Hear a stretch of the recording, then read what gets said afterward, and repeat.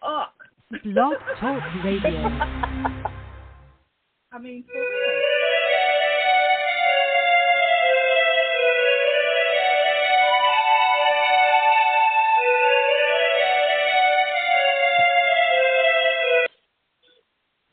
Somebody give me some other freaking music. God, I'm so sick of that theme. Have I mentioned I'm sick of that theme? Somebody write a piece of something for me. I'll give you $10. Do it. Anyway, happy Friday, y'all. Welcome to Desperate House. I'm ready to start so you don't have to be. Desperate House Witches is not a G, PG, or even an R-rated show. So, bad language, bodily function, dirty talk of any kind might offend you. This ain't the place for you. But you know that's why you tuned in. God damn it. Desperate House Witches is brought to you by the incredibly wicked one herself, the amazing Dorothy Morrison. Please check out www.dorothymarrison.com. And if you are looking for Wicked Witch Mojo products, please check with your local retailer who supplies such goods and tell them you want Wicked Witch Mojo products made by Dorothy Morrison. That's right, goddammit. Tell them Raina Stark told you so. All right. With me for the hour, and we're going to be discussing a whole lot of shit, is one of my besties, my ride or die in such matters, my friend, the amazing author, Llewellyn Author. I'm so proud. The incredible artiste, author, farm gal. This woman's a physicist, and she's my friend. I still can't even get over that shit. She actually spends time with my dumbass. The amazing Debra L. Hello, my love. Hi. Hi, babe. You are. Oh boy. Let me just brag on my friend. PhD in physics, teaches meteorology, astronomy, physical sciences, U of A, doing all the things. You do own a farm and you raise heritage cattle and you do many, many things with the farm, and now you have bone art that you do and you create things and you actually physically go mining for crystals and things and you pull them out of the earth with your bare hands. Well, maybe not always bare, but you do it yourself so that the crystals you sell actually are single person seen and touched. It's kind of amazing. And I'm so proud of you because when I met you years ago, I just remember you had all these dreams and you really manifested this incredible life where you're now an accomplished author and you know, you're an artist and you've really come, like, what an amazing journey you've had, and it's just so incredible to have known you before. You know, as you were starting the journey, and now you're all the way over here, and it's only been like, 8 years, and it's just nuts, kiddo. It's amazing. It's amazing. So welcome, and wow. You're partly I don't want to say to blame, but you've certainly been a big factor in my, you've been a big part of my support system. You know that, though. I wouldn't have written this book if you and Marla and Gypsy and Stacy and a few other people had said, you should really write a book. And I'm like, I don't write books. And you're like, you should really write a book. I know. Because I didn't ever see myself as someone who writes. So. Yeah, but you've always been, you know, even attending your classes since the beginning of Mystic South as a conference and seeing how impassioned a teacher you are and how you don't make people feel stupid, which a lot of the time, unintentionally, a lot of professors do. And it's, you know, it's part of being mature, and a lot of folks, I don't think, can help it. It's just the way information tends to come across when you're an expert in something and you're giving the information to people who are nowhere near experts. But you've got this way of teaching that is just, it's I can't even explain it. Folks, you've got to attend the class to understand what I'm talking about. Debra has this way of communicating information that is so relaxed and friendly and inviting and makes you want to learn more. Why her classes are standing room only now, because the more people see you, the more they invite other people, and there's no place to sit. So get there early. I'm just saying. No. It's well, really phenomenal. I just love the way you do it. Well, thank you. I mean, I will say, I think you cut my fellow academics a little too much slack. I think there are still some holdouts that kind of like making people feel stupid. And unfortunately, I think even in our circles, there are people who get a little sick thrill out of trying to make people feel dumb. And my philosophy has always been, if I want to be smart, it's not because I've stepped on somebody else. Or if I want to be better at something, I don't want to be better at something because I pushed somebody else down, right? Because that doesn't mean I'm better at it. That just means I'm a sorry piece of shit. And so, wow. Yeah, I mean, I teach the way that I learn the best. So, you know, when I was back in undergraduate school taking physics classes, coming from a really small rural high school, I came into a physics degree woefully unprepared and had, you know, a couple of different teachers, and one of them's teaching style was kind of that old school, very, you know, read them out style. And the other one's style was much more, you know, everybody can understand this on some level. You just need the right framing for it. So that's how I teach, is the second way. You know, because what pisses me off so bad is when I hear people go, "Ooh, I hated science," or "I hated physics," or whatever.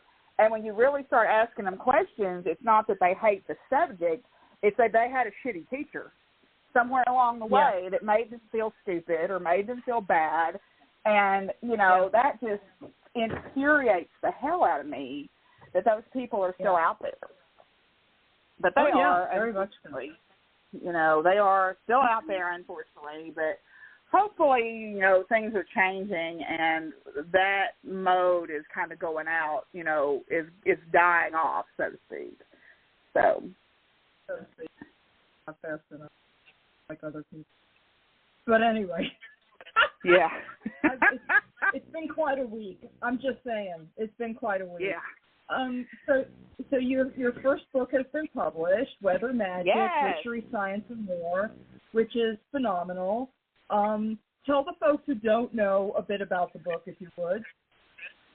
Okay. Well, the cool thing about the publication date is it came out on the date of the eclipse, which was made my astrophysicist heart incredibly happy. So my kind of mode when I teach or when I practice my craft or whatever is I don't think that science and magic are disparate concepts. I think that the more we start to understand, the more technology catches up to our understanding of, say, quantum physics or whatever, the more we're going to start seeing those things converge. And that's one idea. Then the other idea is, and I started using this new term. It's not a new term, but it's new to me to use it this way. Energy is agnostic. Energy doesn't care where it came from. And so when we talk about energy, you know, raising energy, and I'm doing air quotes, and I don't know why because y'all can't see me, but when we talk about raising energy, what energy? Is that some special magic witch energy that only exists over here in this part of the universe, and that's what we're drawing on? No, we just mean energy. We're not picking a certain basket of energy up and going, this is it, and this is all we can use. So as a physicist, one of the things that I look at is how is energy generated in stars and in storms and in the earth and all these things. So why not figure out ways to put that energy to work in my magical practice, right? So mostly the book is about that. So what I do is I teach you some science and say, hey, here's some energy, and here's some energy, and this is how storms form, and this is how rain forms, and this is how lightning forms. And then look at all these juicy, yummy places you can pull energy from that thunderstorm or that raindrop or that snowflake or that sunshiny day, and use that in your magical practice. Why not? You know, so that was kind of the gist of my writing of the book, was to say, hey, look at this. There's all this yummy, delicious energy available to us. Let's use it. Mm-hmm. So that's it in a nutshell. It really is. No, but that's great. And I think sometimes we ignore the things that are around us that are available for use in a magical way. I'm sorry. I'm so distracted by politics. It is. Oh, girl. I mean, okay. Let's have a moment here. Let's just have a fucking moment, because I went. Okay. So background. I taught a class at Strange Brew Occult Shop. Shout out to one of my local occult shops in Fort Smith, Arkansas. Candy is a great promoter. She did a great job. Yep. So great of a job that we had protesters outside my class. Stop. And I'm like, okay, y'all just look dumb because you're being assholes. And what it was, the shop is in an old historic downtown area. It's an old jewelry store, so it's got like the airlock entry in case, somebody tries to steal something. I guess they can trap you in the double entryway area or whatever. So we couldn't really hear them. We could just kind of see them. There was nobody walking around because it was Sunday afternoon in historic downtown, and the only people that were there were the ones that were coming to the class. And they weren't going to be dissuaded by these people. So, I'm like, okay. So they were spewing their hate and their venom and making a big show, doing all this stuff. It was maybe 5 or 6 people. Well, there was 20 of us in the class, so we had them outnumbered anyway. But so then rock on to we had Enchanted Metaphysics and Mystics Market. Shout out to that, because we do that 4 times a year here in Arkansas, and it moves around to different areas of the state. And, well, we had it in a town called Benton, Arkansas, which is southwest of Little Rock. It's kind of headed toward Texas. And these people found out about it and made a big Facebook post about how they were going to protest it. And part of it was because of, it's a metaphysics market, so pagans, witches, some, Christians were there too. Some of the energy workers are, Christians. But, they didn't like that. But also because the people with the petitions, like we have a petition for a ballot initiative for abortion access going, we have a petition to make medical marijuana non-taxable, like your other medications are not taxable. We have a petition initiative to make period products non-taxable. So there was about 8 petition things. Now, I have signed all these petitions at the various events that I have been at. Actually, at my book signing party, I let the petition people come there and gather signatures, because I knew that most of the people that would be in there would be happy to do that. So they've been kind of hounding these petition people all year as well. It's just one particular group. I never saw them. I don't know anything about them other than they decided they were going to camp out up on this hill with their little sad-ass karaoke speaker and holler and scream and tell us what a bunch of, worthless piece of shit we were and how we were all going to hell. And I'm like, okay, save your seat, bye, whatever. I am so, and then some stuff happened, and it got a little tense, but I will say this. The Benton Police Department handled this very well. I was really pleased and proud and happy that they came in. There was a little bit of a dust-up incident, and there was a video taken by one of our people, and the police watched it, and they said, okay, clearly you're not the problem. It's these guys up here with their little karaoke speaker. They're the problem. So, over the course of the day, what that encouraged, because they kind of injured one of our own, right? but because, you know, it was kind of you got hit first, yes, but then you pushed him, so if we have to arrest one of you, we're going to have to arrest both of you kind of thing. But what it did was it fired that community up, and over the course of the day, different people went out there, and they didn't engage with them, but they just did their energy work and sent them little hearts of love. And then my friend Krista, who is a musician, she has a song. Krista Chapman Green has a song called "You Keep Your Bible, I'll Keep My Broom." She took her speaker out there, which was a lot bigger and a lot louder, and she set it up, and she played that song for them nonstop for an hour. So bless her cotton socks, because it was 100 degrees outside, and she sat in the shade, and she played her guitar and sang that song at those people for an hour until they packed up and went home. So wow. I am so over this Christian nationalist crap. You know, it is not the message that the brown-skinned son of a Jewish carpenter, socialist hippie that flipped tables over in the tabernacle. They are not preaching his message. They are preaching a message of venom and hate and intolerance and blood spilling and all. And I am fucking tired of being tolerant toward them. Eat shit and die. I am tired of that. So that's what I think about politics. What do you think? Well, you know, over the last week, it has been on the forefront of almost every conversation I've had.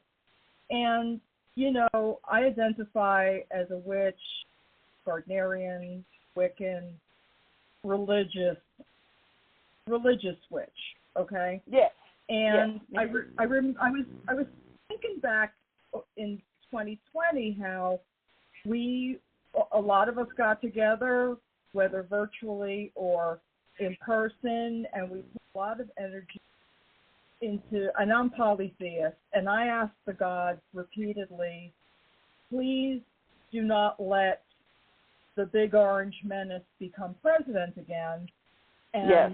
we held up Biden, and we asked the gods to let Biden win this contest. And so as do when I petition the gods for anything, when they give me what I've asked for, I always show gratitude.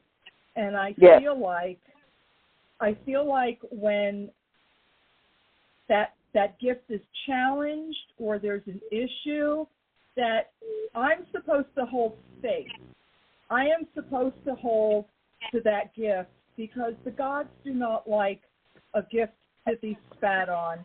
It is an insult to the gods. Therefore, the gods have to decide if Biden is going to run. And if the gods decide that Biden is running, I will not spit on the gift that I asked for, because that would be incredibly wrong. And I think if we decide we're going to spit on this gift, that the gods will more than happily let Trump win. Oh, and it will be the end of it. One of the greatest, and I think one of the greatest problems is ingratitude. I think gratitude is how we get to wherever we've been lucky enough to get to, because, and I don't believe our gods are all good. They're gods. They do what the fuck they want.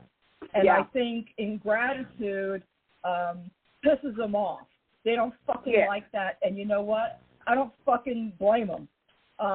So I would caution anyone who believes the way I do, who believes that the gods can give and take, that you may not want to be so quick to jump on the Biden to this or that bandwagon, and wait on the timing of the gods. Because quite frankly, if the convention happens and they say, okay, you know, we're going to have Mr. Biden step aside and we're going to put this in, and that's the way it goes, then the gods have had a hand in that decision. Fine. We will vote for whoever the convention leaders have decided to install. However, if the gods decide that Joe Biden is fine and they're going to put him in, then there's a reason. And we are going to stick the gift we were given, the fucking thing we asked for in the first fucking place and show our appreciation, because I think the gods will honor our fealty and our appreciation for what we asked for in the first fucking place. I'm just saying. And I think maybe a little gratitude is in order. Maybe just a little bit. Well, and I think you're being super kind. Here's my take on that. I don't give a fuck if they nominate a feather duster. If you don't get your ass out there and vote for the Democratic candidate, you might as well vote for Trump. And if you vote for Trump, this country will be destroyed. Period. The end. They will start hunting people in the streets. They're already doing that to the black and brown people. They'll start hunting everybody that doesn't agree with them in the streets. I mean, that's just, I live in a place where there are people who have physically threatened me because I am an academic. Yep. You know, I don't give a damn who the Democratic nominee. Yes, wouldn't it be wonderful if we have a third party? That'd be great. We don't have that. We ain't nowhere close to that. It ain't happening in your or my lifetime. Get over it. I mean, I'm sorry, and I'll probably piss a whole bunch of people off, but I don't give a damn. We have to think about the repercussions of us getting on our prideful-ass high horses and going, oh, I didn't get what I wanted. Shut up. If we get another Trump presidency, this country is doomed. Did they even have a Republican convention? Did I miss it? Did they even have any kind of Republican primary? Or did he just go, I'm doing this, and they went, okay. I mean, is that what happened? Their convention is Monday. This coming Monday. Is anybody even running against him? Are they just going to let him do whatever the fuck he wants? Yeah. I guess the answer to that is yes. Convention. Well, I'm just like, what the immortal hell is happening here? You know, and yes, I get it. I am tired of old white men running this country. I'm sick of it. I wish that it were different. But whatever happens, I will be in there voting for the Democrat all the way down the line, because I live in the state where we've got Sarah Huckabee Sanders as our governor, and boy, ain't that a treat. You know, it's just, I'm sorry. We can jump up and down and holler all we want to about third party this and that, and I don't like this, and until we completely revamp the voting system, which I assure you will never happen if the Republicans win this time, we will have a dictatorship. They will do something. They will change. Y'all, I'm sorry. I know you don't like it. I hate it for you, but we got to get over it. I'm sorry. If this crap about I'm not voting because if I can't blah, blah, blah, well, then you might as well just go vote for Trump. You know, if you're going to have that attitude, I'm sorry. I don't mean to get so pissed off about that, but I am forever more sick of it. I'm sorry it's that way too, but I've got, my partner has transgender children. I'm queer.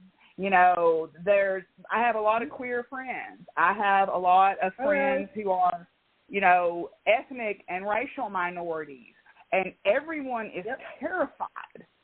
More than they were in 2020, We weren't. So anyway, they weren't even sure. Well, here's the thing. In 2020, in 2016, nobody really knew what they were getting. 2020 was before Project 2025 was a published work. That's when they started working on it. Well, actually, they started working on it before that, but we really didn't start hearing about it until later.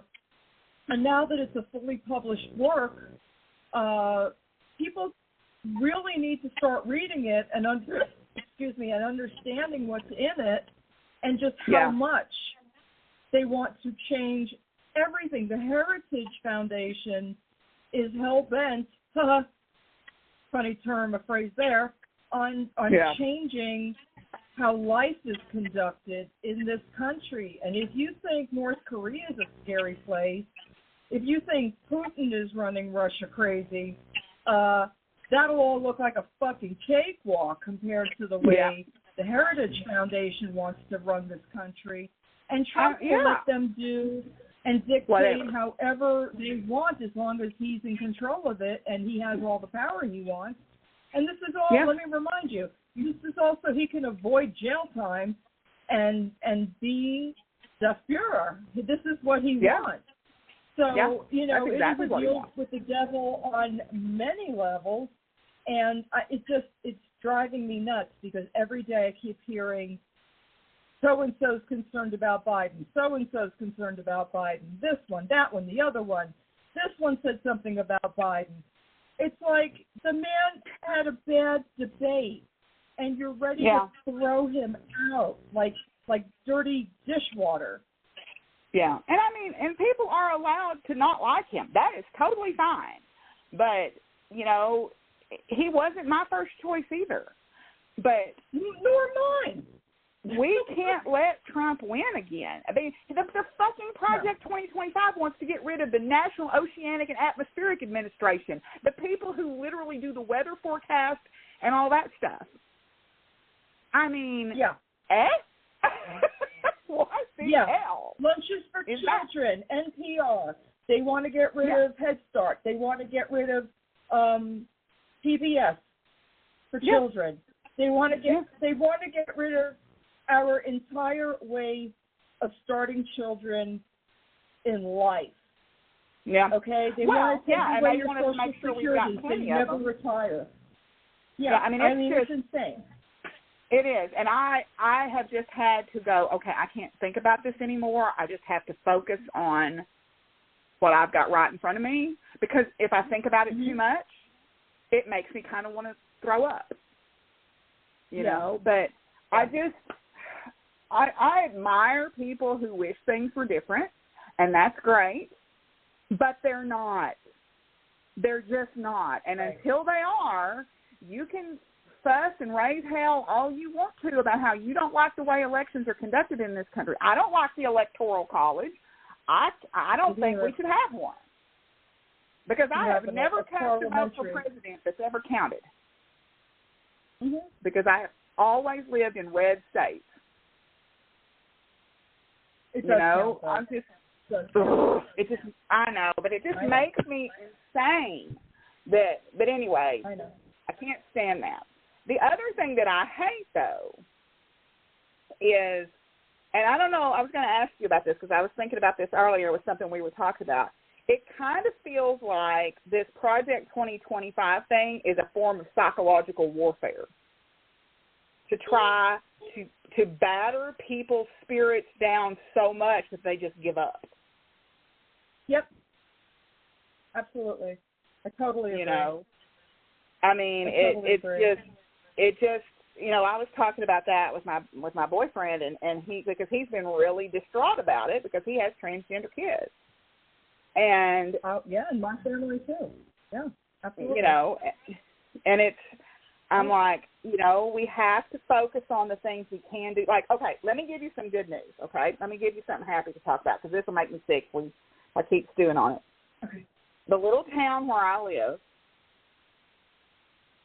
had their very first Pride event last month. Very first one. It was organized in like a week.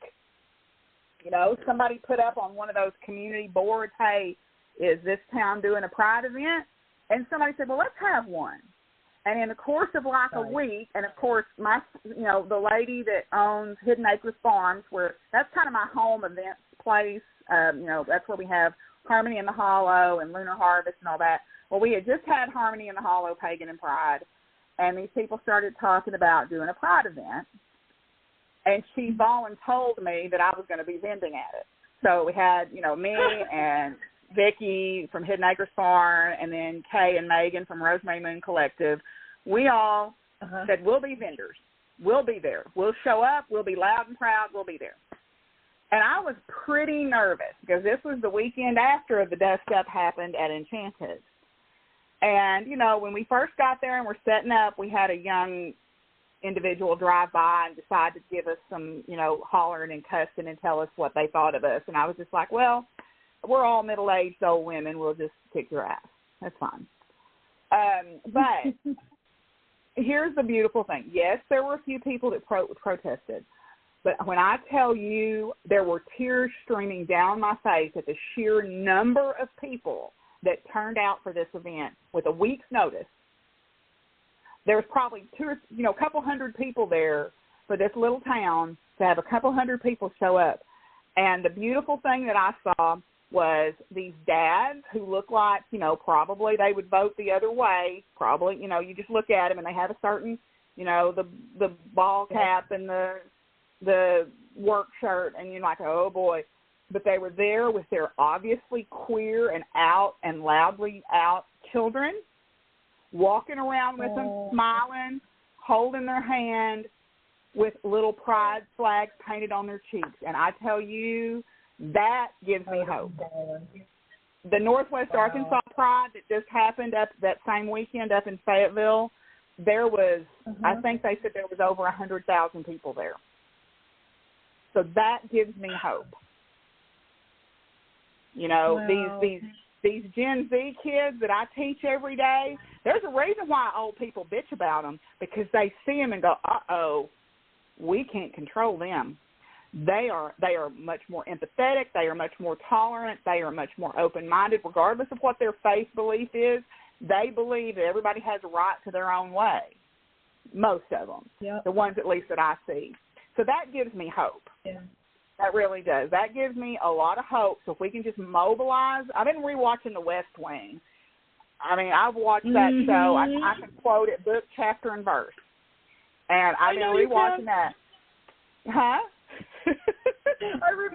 I remember when you were watching it again during the Trump administration. It was the only thing that made us feel better. I know. It's like, well, yeah, because that's how I got through the Bush 2, but George W. Bush's administration was The West Wing. Mm-hmm. And so when the first Trump election happened, I went, oh God, we got to watch The West Wing. Yep, you got me. But if we can get, that's when you got me into it. If we can get that Sam Seaborn energy going in these young people and get them out there and engaged and vote, I think we're going to be okay.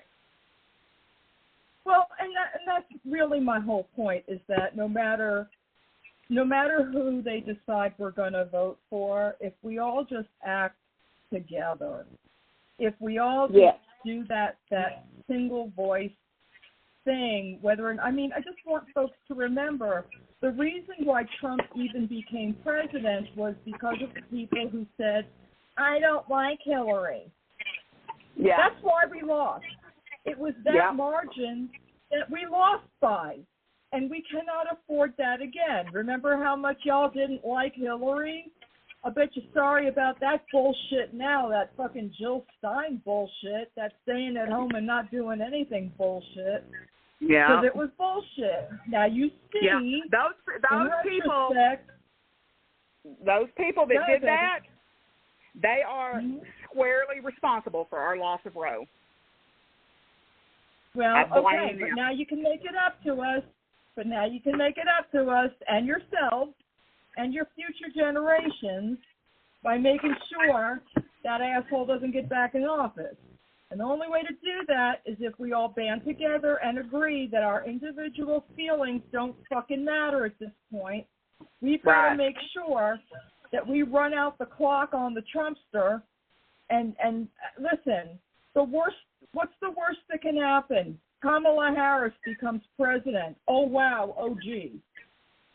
Yeah. Scare me with a woman. Yeah. Yeah, I mean, she's not. I know that there are people who have issues with her, too. But, again, I don't care. I don't care. But I am very, after seeing this Pride event here in my little town, and actually we're going to have another one in October. Well, they just put it out today. Nice. We're going to have another one in October.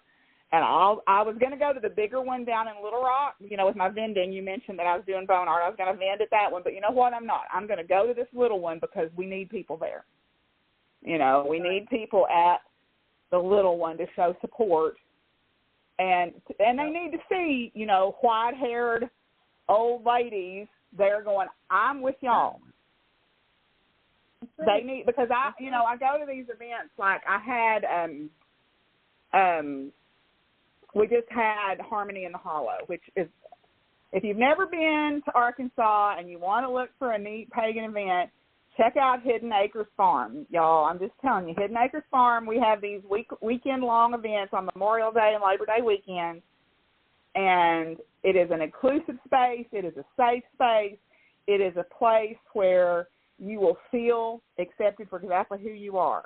And I had a bunch of the younglings, my young witchlings, as I call them, message me and say, thank you for showing up, because when people see older people and older pagans too, they feel like that maybe there's some like exclusion behavior going on, and they're like, you hold space for us, you make us feel safe, you make us feel like we can express ourselves, and that's what it's about, y'all. That's the ball game. Yeah. And I mean, but being able to see that, and maybe I live in a little bit of a bubble because I am an academic, but I also live in a very rural part of Arkansas. I had a flag flying Nazi house down the road from me for a while. They literally had an Aryan Nation flag and a Nazi flag on a flagpole in front of their house. So I get a pretty good view of what the world is, but I really feel like that the tide is turning. Now, is it turning fast enough? I don't know. But I really have hope that all this ick is going to soon start to fade away. I really hope that. And then we can talk about fixing all the things we don't like.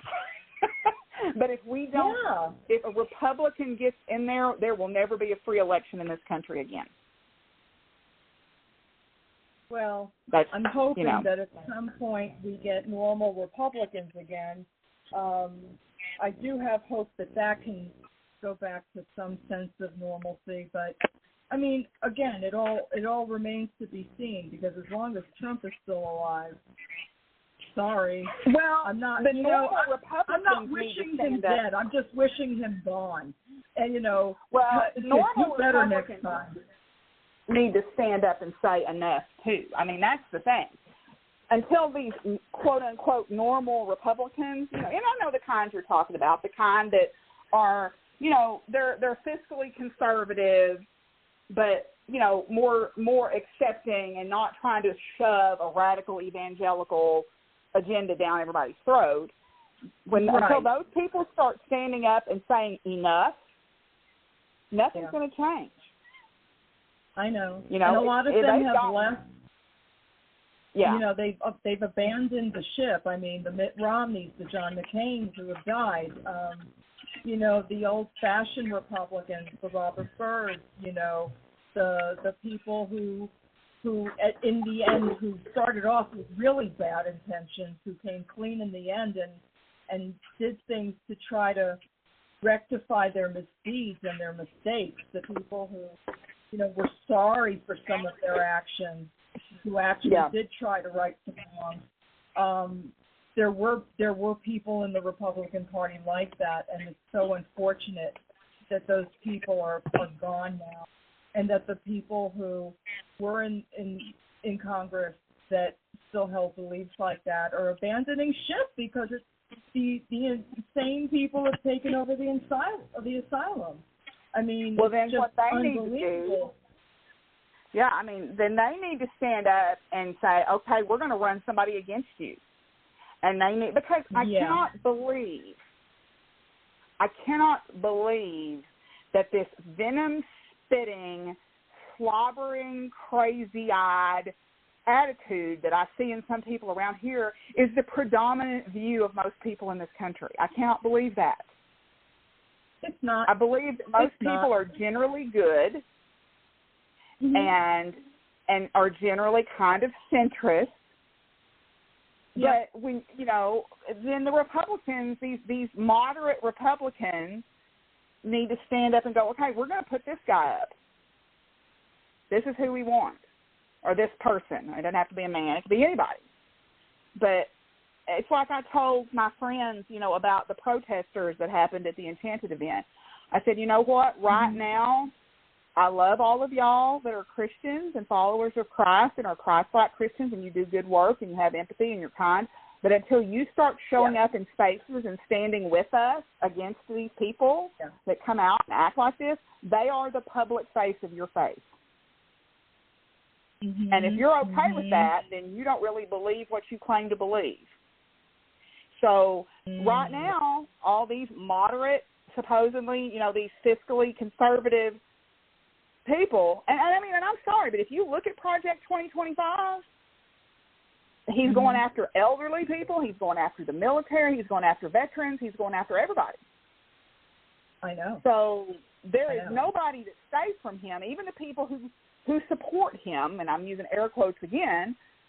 So until they start standing up in these spaces and going, enough, he's the public face of their beliefs. I know. And if how can they be okay with that? But anyway, sorry. We're not talking about my you're book good. at all.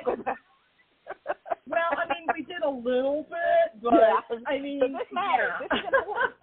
This is important. It is important. But so's your book. It's fine.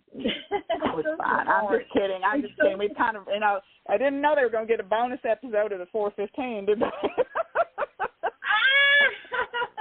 Listen, when it's you and me, you never know where it's going to go. That is true. We have talked about everything from sex toys to lipstick on here. That's right, baby. We have and we will. It just worries me to death that people are now getting back into their feelings, and it's like, fuck your feelings. Fuck your feelings. We all have to stick together. We've got to stick together because there are more of us than there are. Yeah, but I think that's partly, and I think that's partly something that the opposition stirs up to try to, again, I think there's some psychological warfare going on here in some sense to try to demoralize people and make them think that voting doesn't matter. I mean, I don't know. Maybe I've read too many conspiracy theories, but...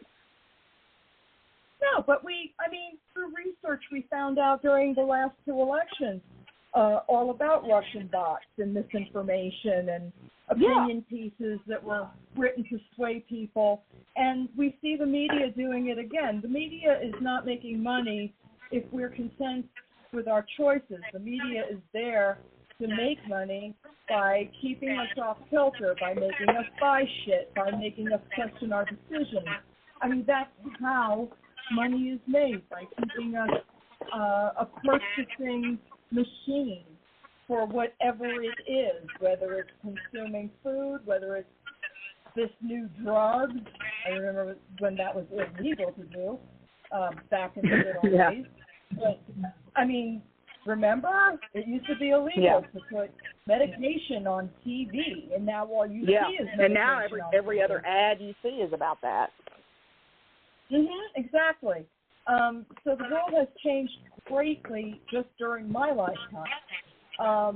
So it's no wonder that people are kept constantly upset through the media, and it's a big game to keep us all off kilter, because if they keep you off kilter, they have your attention. If they have your attention, you're investing your dollars. And they can distract you from other things that are important, too. Exactly. So, but it's your own life. Yeah. Well, and so I've really tried to reduce my consumption of media like that. I'll tell you how ridiculous social media has become. I went to share a post from a dog rescue. One of the dog rescue that I was vending at an event, to try to help raise money for this dog rescue.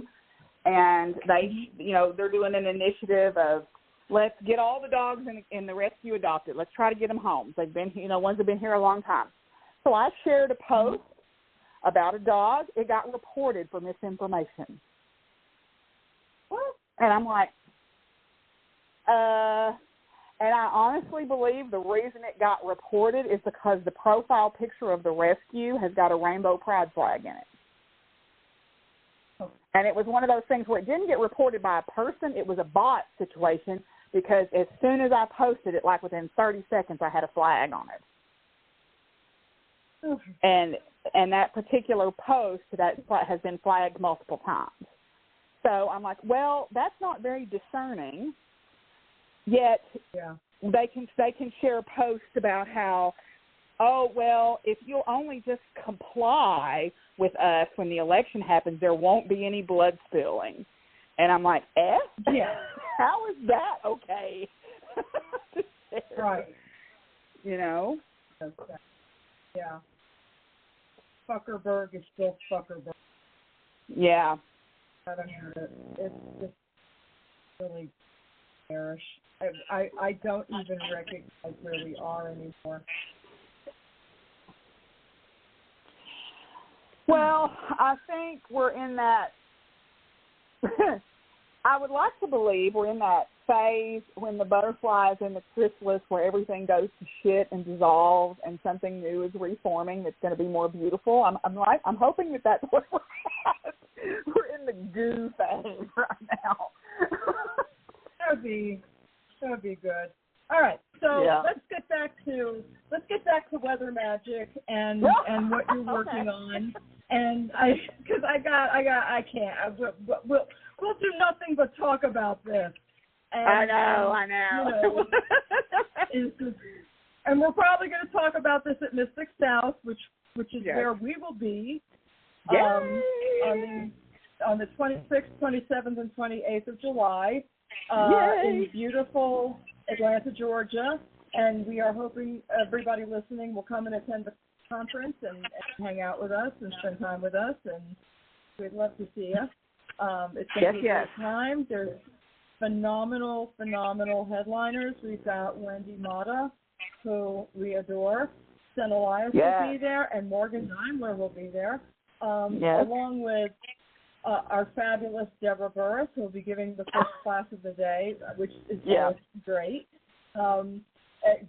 Get in early if you want to sit down. Otherwise, you won't be standing or sitting on the floor. I'm just letting you know. Bring a blankie. But it's always a good time. And there's a pre-show on Thursday for our presenters, and then there's a second show on Friday night, which we'll be doing live, and folks are invited to the Friday night show, obviously, if you want to sit in the audience and hang out, which is great too. And Debra, you're vending, right? Are you vending? Yes, I'm going to be vending. My boyfriend will be there with his business, Sticks and Stones, and I'm going to be in with him. He encouraged me to start doing my own vending gig, which is very exciting because he's like, your stuff's really good. Because last year, if you remember, we split the table, and I had some bone art on there, and he's like, you should do more of this. And I'm like, okay. So we're doing that again this year. So Stories of the Bones will be there, but we'll be at the Sticks and Stones table. So I am vending, and I'll have lots of I'm working on some really cool new things with some antlers. I've got some witch bells that I'm working on. I've got some beautiful bone rattles and candle scribes and just all the things. And the reason my business is called Stories of the Bones is most of the bones that I use come from animals from my farm that have died, usually of old age, or, sometimes they, got sick or got injured or something and died. But I clean the bones. I can tell you all about their life, So to me, if I'm going to raise beef cattle, I should try to be respectful of that animal's gift to me. Like you talk about the gift that you were given, you need to be respectful and grateful. And one of the ways that I feel like I can best do that is to use the bones and tell you about them, because that which is remembered lives, right? So if I tell you the story of, Sister or Big Red or Chips or Angel, they get to live a little bit longer, right? Their memory gets to live a little bit longer. And I'm bringing a couple of very special pieces this year. It's going to be pretty hard for me to let these go, but I lost one of my horses last year.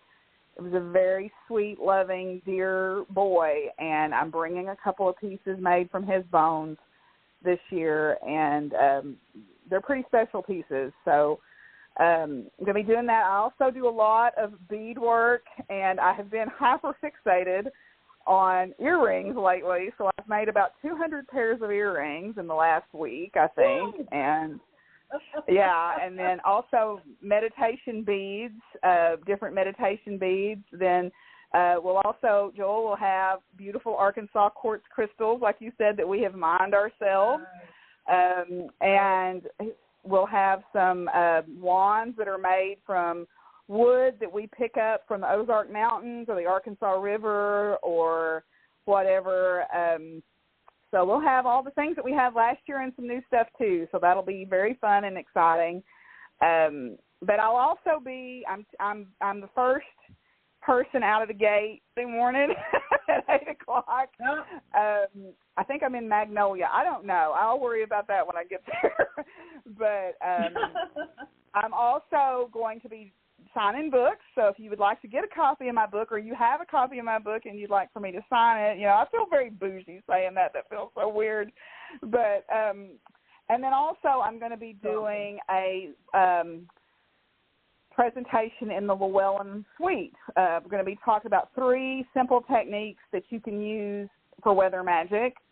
I'm going to be doing that. I believe that's going to be also Friday at like 3 o'clock or 3:30 in the Llewellyn Suite. So, and I'll be around if you want to come visit, come by the Sticks and Stones booth. If I'm not there, it's probably because I've gone to a class, but I'll be right back. But, yeah, I'd love to visit with people. And so that I'll be at Mystic South. And then also the weekend before Mystic South, I'm going to be in Oklahoma City at Nature's Treasures, which is one of the oldest occult shops in Oklahoma. I'm going to be doing a book signing and class there, and I'm also going to be at Nashville Pagan Pride in October. So if you're a local to Nashville, that's one of the bigger Pagan Pride events. I'm going to be there, and then I'm going to give a special shout-out to a couple of things. Lunar Harvest Festival, which is going to be at Hidden Acres Farm Labor Day weekend. It's a 3-day event. Ginger Doss is going to be playing. Chris Chapman Green is going to be playing music. We're going to have lots of classes and vendors, and it is a very affordable event. It's $60 to camp the entire weekend on a beautiful 80-acre property with nature trails and everything. I'm going to be doing the opening ritual and also teaching a class for my new book, whoop whoop, that I'm working on. It's going to be about astronomy magic. So, and then a couple of weeks later, I will be teaching classes at the Fayetteville installment of the Enchanted Metaphysics and Mystics Market. It's going to be in historic downtown Fayetteville at Town Center. I believe that is going to be, that's before Lunar Harvest. Sorry. Middle of August like 23rd, 24th. It's a Friday and a Saturday. We'll be in Fayetteville. I'll be teaching classes, and I'll also be vending there. And then last but not least, I will be at Anahata's Purpose in Spring City, Pennsylvania.